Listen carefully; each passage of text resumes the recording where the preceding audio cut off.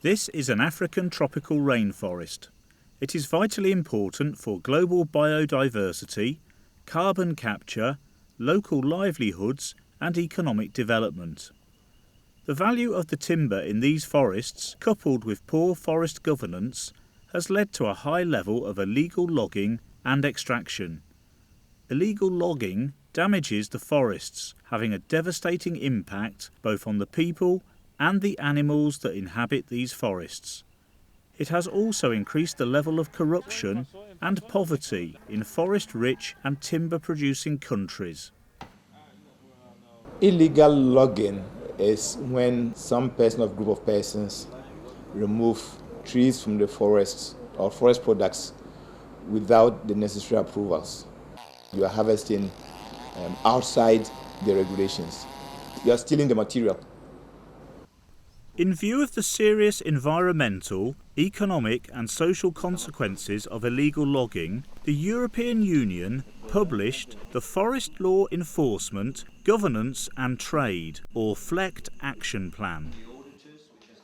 In 2011, 6 partner organisations came together to provide practical support for the implementation of activities that would help combat illegal logging. The Strengthening African Forest Governance through high-level national illegal logging meetings and mid-level awareness raising and training project is funded by the European Union and the United Kingdom Department for International Development.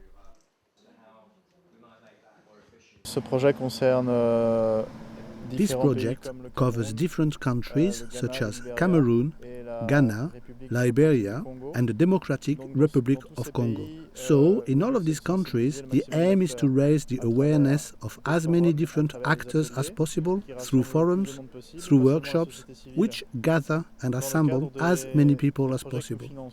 Within the projects that we finance, we are used to encouraging the organizations involved to meet as often as possible in order to assess the implementation of the project.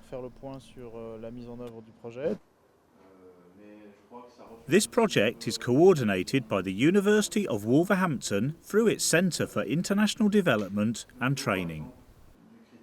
The main aim of the Strengthening African Forest Governance project is to raise awareness on the FLEGT VPA process and also other initiatives that are seeking to reduce or combat illegal logging. What we're basically doing is to work with civil society, communities, the private sector and other organizations to build their capacity so that they can engage effectively with initiatives in their countries that are seeking to improve forest governance and also to reduce illegal logging. VPA is the voluntary partnership agreement between the EU and a timber-producing country. It is designed to ensure that only legal wood is exported to the European Union. This is a core principle of the Forest Law Enforcement, Governance and Trade Plan. When Ghana signed on the VPA, there were some certain commitments between the parties. One of the commitments which would help address the issue of illegal logging has to do with the issue of the legal assurance system and the wood tracking system. We have developed and designed a system which would track material from the forest through the mills into the port area. Systems to verify timber legality will be introduced to control and monitor the production of legal timber. To achieve this, the process has to start from the forests. We have something called yield, and this yield is given by the forestry. When forestry give you this paper, that means this is what legal for you. If you fell something outside of the yield, that means you are felling illegal. We found out this is for us through the yield. This is the norma. Prescribed by forestry. This norma is given by the forestry. And we have the same 757, meaning it is for us. The project has supported the engagement of communities, civil society, private sector and government officials in the negotiation and implementation of VPAs. Nous sommes dans We take part in the FLECT VPA program, which is financed by the CIDT with the support of the European Union. And this is our third year involved in this program, and we have contributed a lot to it back home. Today, the NGOs take part in a platform called FLECT VPA. Today, through what we have done, we are pushing the negotiations forward between the Democratic Republic of Congo and the European Union within the FLECT VPA negotiations.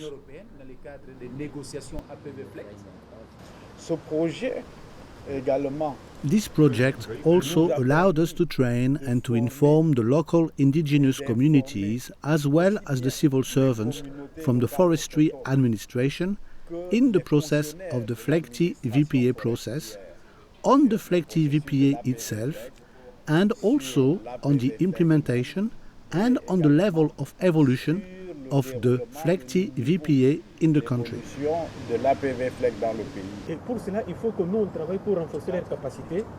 We have to work to strengthen capacity so that the communities and the civil society organizations could have an idea about the timber supply chain and about the different controls at different stages, and also an idea about the different rules that the operators must fully respect throughout the supply chain.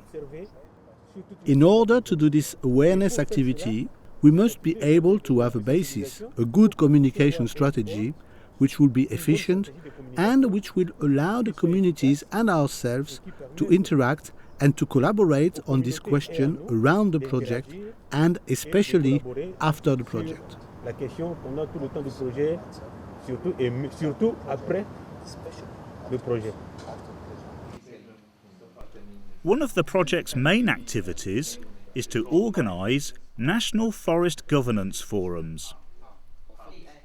For the last forum, I thought that it was even more useful because we had both the French-speaking and the English-speaking people around, so a broader idea on what was happening in other places.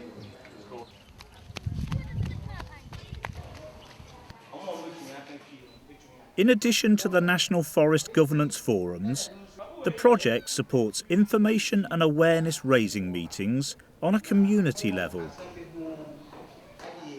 We work with communities.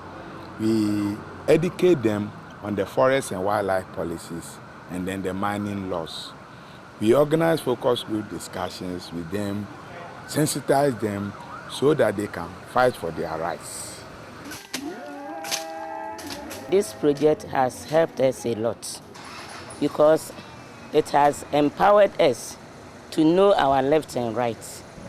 This time you don't allow people to come and cheat us, as some people were cheating us on some time ago. So we are now doing our part to control our community. A key objective is to give a voice to indigenous and forest-dependent communities. These groups are highly vulnerable and can be easily exploited. Decisions traditionally outside of their control or sphere of influence can have a huge impact on their livelihoods.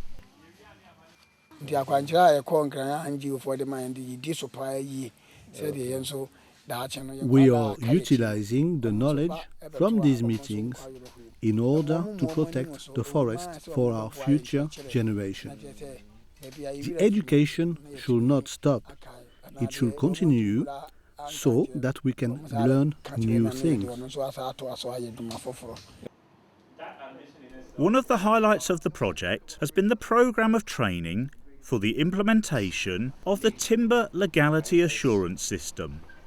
This has been undertaken in Ghana and the UK and is also planned for in Cameroon and Liberia. We didn't know how the whole process starts, but through this course I've come to realize it starts from somewhere in the bush and it ends here. There are some things like descriptions and other things that we were not familiar with. We just see them and we don't know what they are about. But now I think I know well, and it will help me in executing my job properly. The project has also organised the European-based training courses.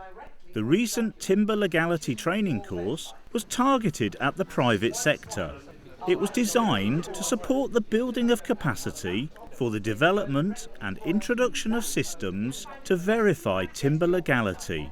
The project also supported participants on the Improving Forest Governance course.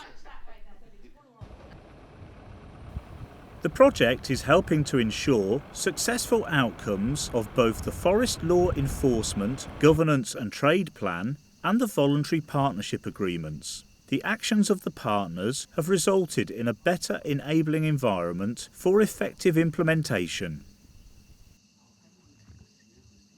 Hoping we reach a wider area when issues are not only at their community or district level, where communities engage at the national level. There's nothing more than creating awareness within what is legal, what is not legal, how do you identify them, what are the challenges to illegal harvesting. These are issues that should be in the market, and hopefully if we do that, then we'll begin to see much stronger governance within the forestry sector. By combating illegal logging, there will be wider benefits, not just for forests, but for local people as well, even indigenous people that live in those forests. I think that's one of our sort of broader aims or objectives in terms of what the project is trying to achieve. We want them to come and continue. Yeah, we want them to continue because it has been helping us in so many ways.